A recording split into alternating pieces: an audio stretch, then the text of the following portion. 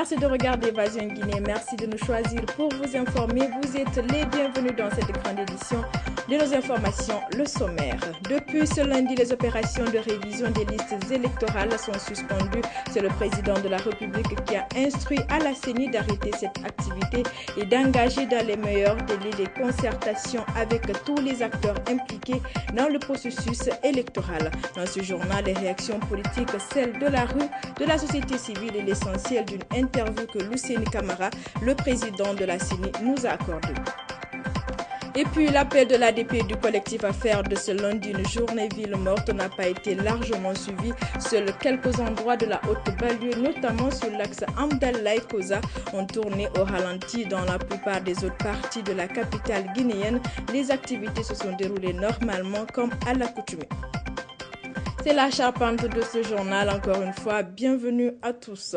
Démonstration de force du RPG Arc-en-Ciel, le grand parti présidentiel, hier dimanche, quelques jours seulement après la marche dite pacifique de l'opposition. Il a organisé un grand meeting d'information et de soutien au programme de changement du chef de l'État, le professeur Alpha Condé, à son gouvernement à l'esplanade du Palais du Peuple. Forte mobilisation des militants et sympathisants du parti et des membres du gouvernement avec en tête le Premier ministre Mohamed Saïd Fofana. Reportage Moussa Diawara. Grande mobilisation ce dimanche des militants du RPG Arc-en-Ciel sur l'esplanade du Palais du Peuple. Le groupe de soutien des 5 communes de la capitale sont venus réitérer leur engagement à accompagner le professeur Alpha Condé dans son projet de développement. Sur leur pancarte, des propos favorables au président de la République, mais aussi à la Commission électorale nationale indépendante. Ce meeting intervient dans un contexte de tension après la manifestation de l'opposition il y a quelques jours.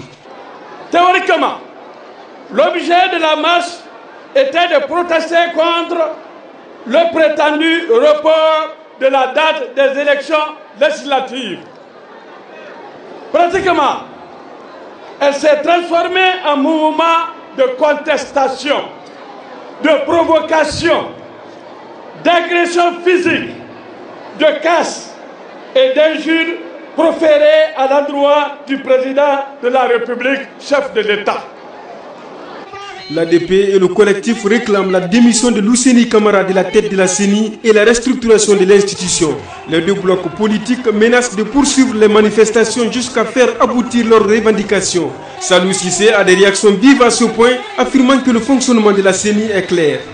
Au sujet de la CENI, on ne peut pas parler ni de restructuration, ni de recomposition, parce que non seulement la loi précitée ne prévoit pas ces changements, mais aussi la Constitution de 2010 dispose respectivement dans ses articles 133 et 155, alinéa 4, ce qui suit à ce sujet.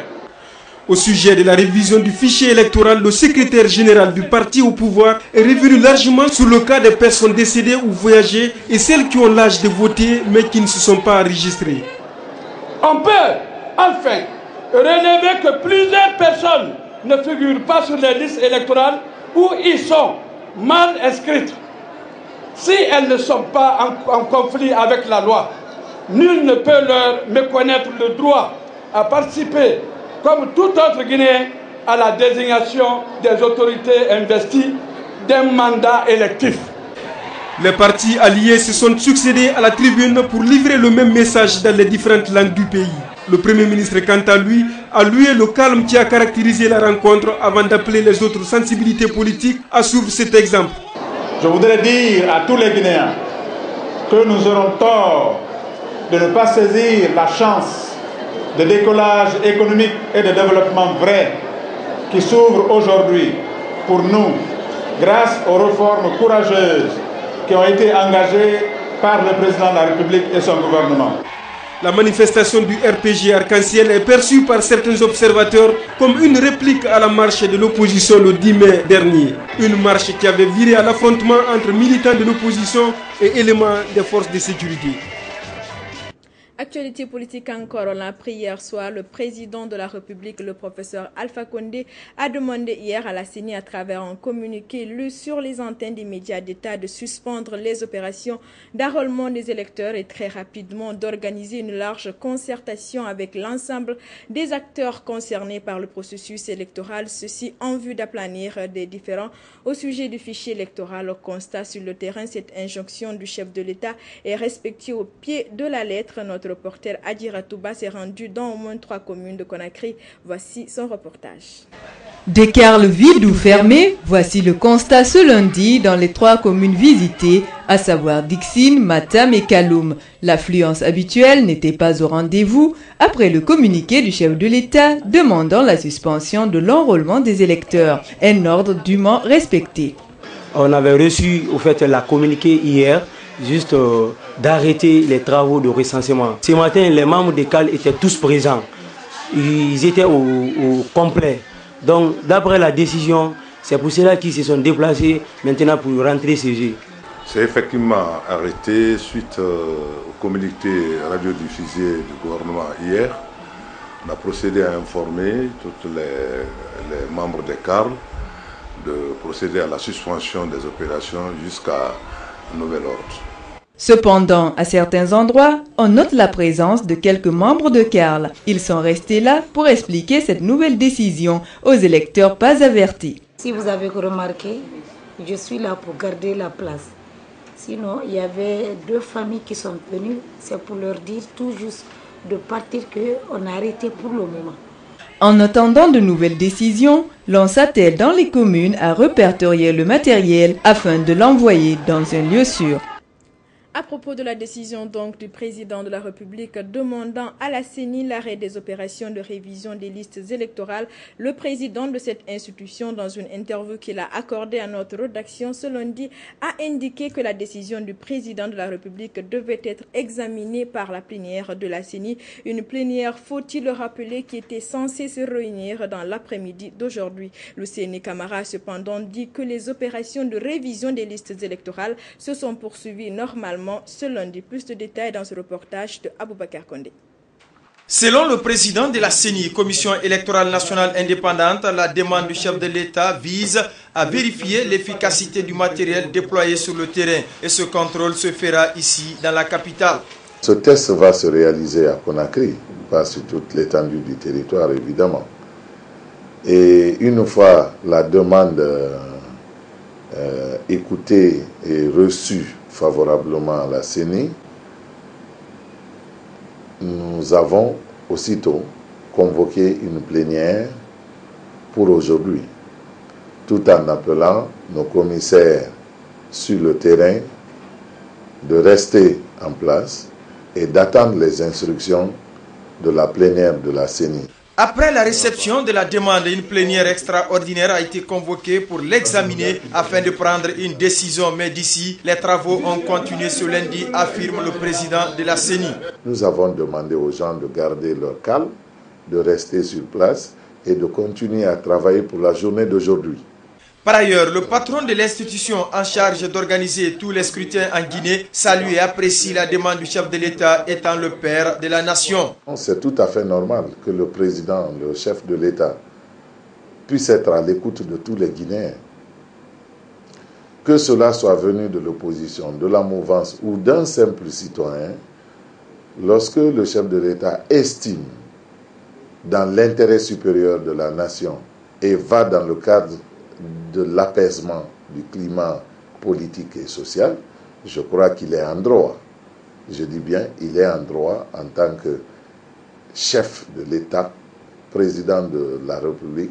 La demande d'arrêt des opérations de la CENI sur le terrain intervient après une marche de protestation organisée par l'ADP et le collectif. Une marche que le président de la CENI trouve normale, mais qui est loin d'affecter le fonctionnement de son institution. Une marche de protestation d'un parti politique ou d'un groupe de partis politiques est un droit constitutionnel. Je ne pense pas que cela puisse avoir une influence sur le fonctionnement de notre institution. En attendant, la seule préoccupation des citoyens est celle de savoir à quand la fin de cette impasse politique en Guinée. Comme il faut s'y attendre en pareille circonstance, les réactions politiques au lendemain de cette annonce ne sont pas fait attendre. À l'ADP, la décision présidentielle est accueillie avec circonspection, tandis que dans les rangs du collectif des partis politiques pour la finalisation de la transition, on salue ce geste qui vient mettre un coup d'arrêt momentané à la guéguerre politique au sujet notamment du fichier électoral. Tierno Souleymane Diallo.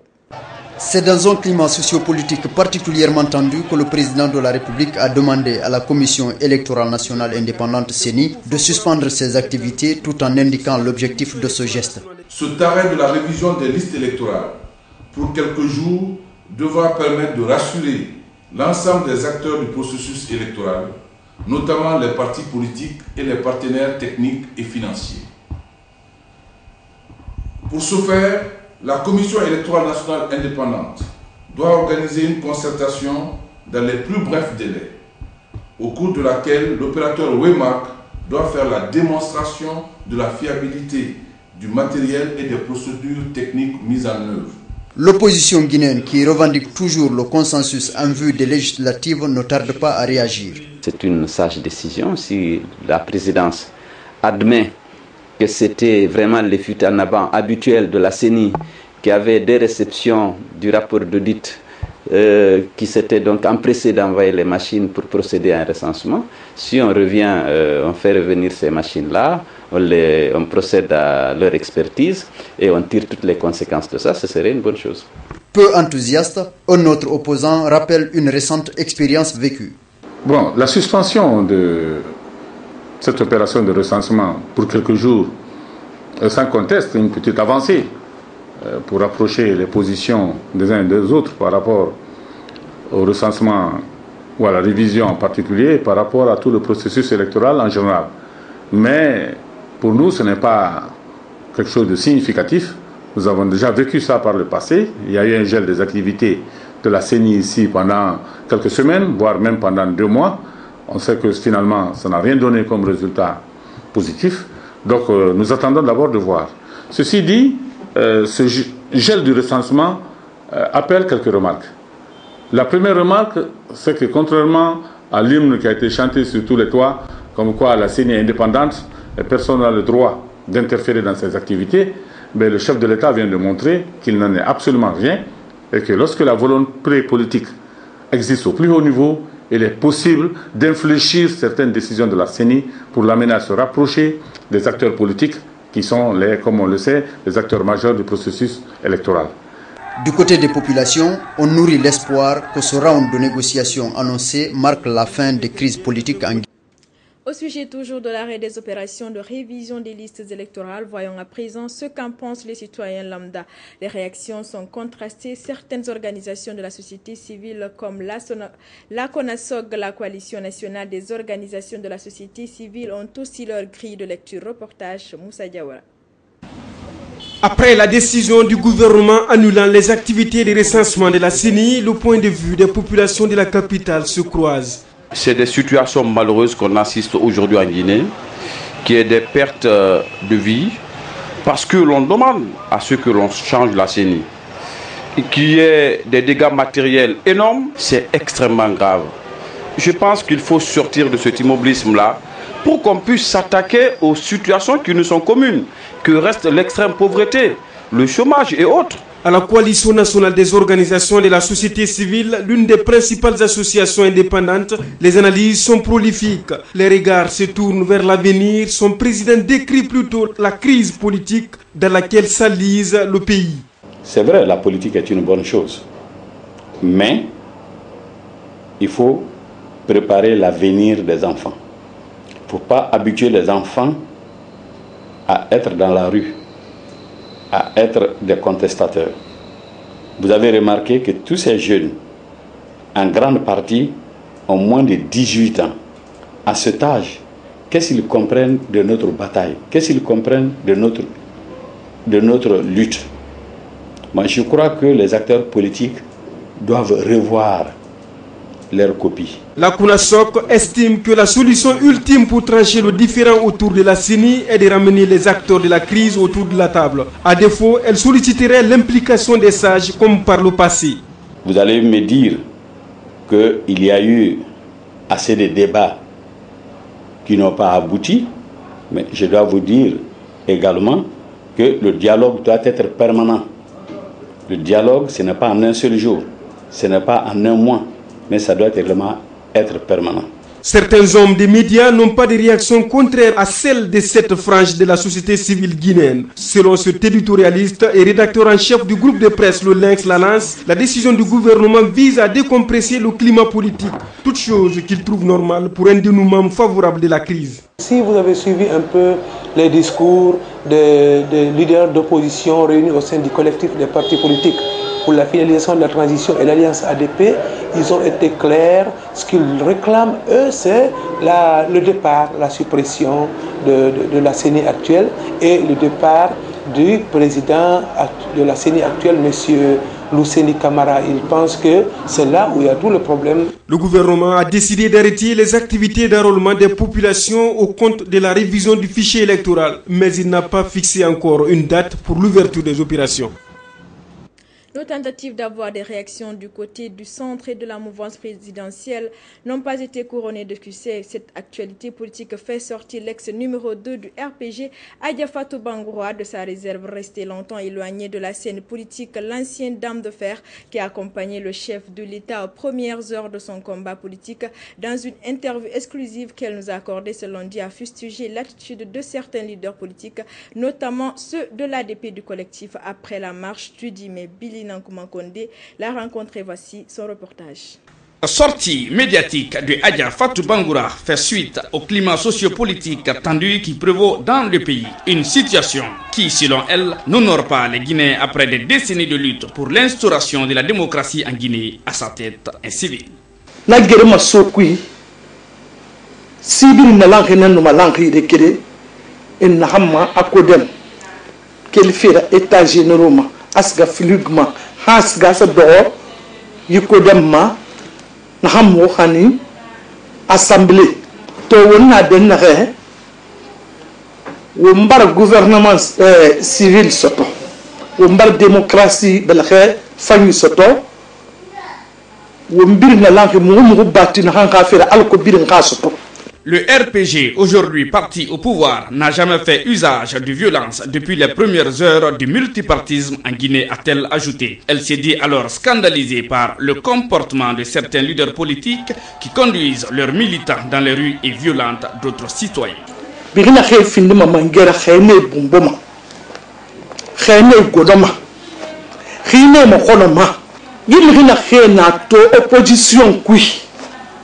Encore to fil plus ndé nana muhunu ne wali ne mu borura mais to mbar etoni mbar konto filmi mbar hamme politique mo la bam violence kui. Ceux qui sont aujourd'hui dans l'opposition ont tous, pour la plupart, dirigé ce pays. C'est eux qui l'ont mis dans cette situation. Alors, s'ils peuvent à nouveau rendre service à la nation, qu'ils viennent travailler avec l'actuel régime pour le bonheur des citoyens et cesser la violence, a-t-elle martelé. Et quoi dire tongo itaro et quoi dire cette tongo et ça Dakar banque et quoi dire tongo findé et karishi et femme mangaya tongo de na quoi dire na wonguma wongalu womba woto ranyere sende bora korala.